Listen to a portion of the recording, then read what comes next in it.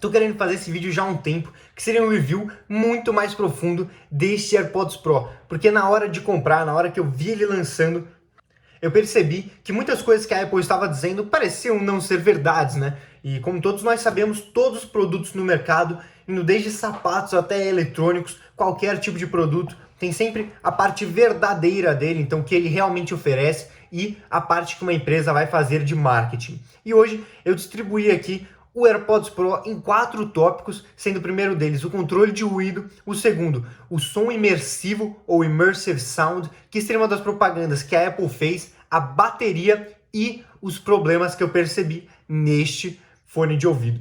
Vamos começar então, né, pelo começo, como sempre. A primeira coisa então seria o controle de ruído.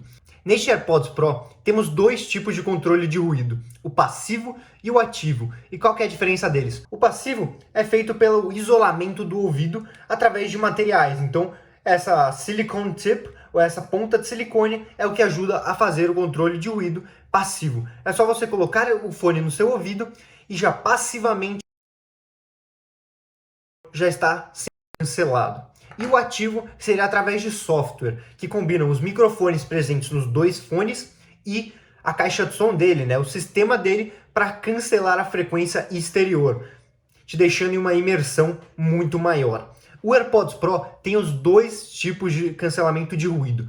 Então, quando você vai em um iPad ou em qualquer tipo de software e seleciona a sua barra de volume, tem lá ambiente desligado e cancelamento de ruído, o desligado seria o ruído passivo, o cancelamento de ruído seria o ativo e o ambiente seria o modo transparente da Apple, que ele cancelaria os dois tipos de ruído, abrindo os microfones do exterior para as caixas do interior no fone.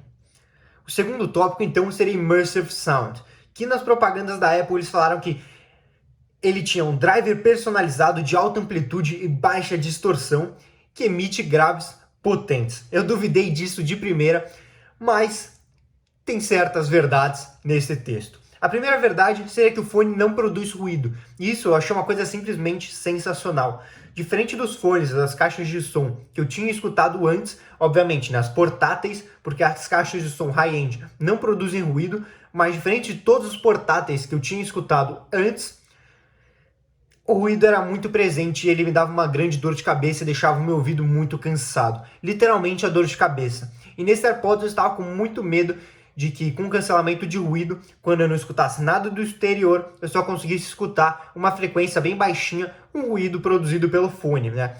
Meio que seria um som impuro. E não, eu não consegui escutar isso, ele é totalmente puro e eu gostei muito disso, como os americanos chamam, ele seria um fone crystal clear. A segunda coisa seria os graves. Os graves nesse fone não estão mais potentes, né? No caso que ele diz, baixa distorção e emite graves potentes, isso daí é uma mentira. Os graves nesse fone não estão potentes e graças a Deus, porque os graves do AirPods já eram conhecidos por serem muito potentes e passarem por cima dos médios e dos agudos. E com o grave não sendo tão potente, a gente conseguiu ter um grande equilíbrio de sons, né? Então o grave fica no lugar do grave, ele não passa por cima de nenhuma outra frequência, não passa por cima do médio e não passa por cima do agudo. A única diferença seria que o agudo desse fone está um pouquinho acima, né? O agudo e o médio, mas que é para dar uma clareza na voz do artista. E com isso a Apple saiu ganhando. Então esse grave potente ele pode não ser tanto em potência de grave, em força, mas sim em clareza. E isso eu percebi de que o grave, o agudo e o médio nesse fone estão muito mais claros do que no fone passado. Obviamente a comparação entre o AirPods e o AirPods Pro é muito difícil de ser feita por eles terem finalidades totalmente diferentes. E a terceira coisa que eu consegui pegar aqui nessa frasinha da Apple seria o som puro, né, que ele falou aqui, um som de alta amplitude. E o som de alta amplitude eu percebi pela grande pureza de sons, como eu já disse, no grave, no médio e no agudo, e nenhum deles passando por cima do outro, né? Parece que é meio que é um meio ambiente, né? Um environment controlado, e algo que eu gostei muito. E nessa coisa de não ter ruído, do grave e da pureza do som, eu percebi em uma música do Lucky Luke, Wonderwall, que seria um remix da música Wonderwall do Oasis, que seria a profundidade sonora que esse fone representa. Então, no fone, eu consegui perceber que o grave, ele ele te imerge numa experiência. O agudo ele vem de trás, é uma coisa, cara, que só usando o fone você vai perceber que cada um deles parece que vem de uma certa distância do fone, né? Eles não vêm do mesmo lugar. Então é algo bem interessante porque ele vai te dar uma grande profundidade. Obviamente, tudo isso não é produzido fisicamente, né? Então ele não tem diversos drivers, cada lado só tem um driver, mas através de softwares se dá para chegar perto dessa grande imersão.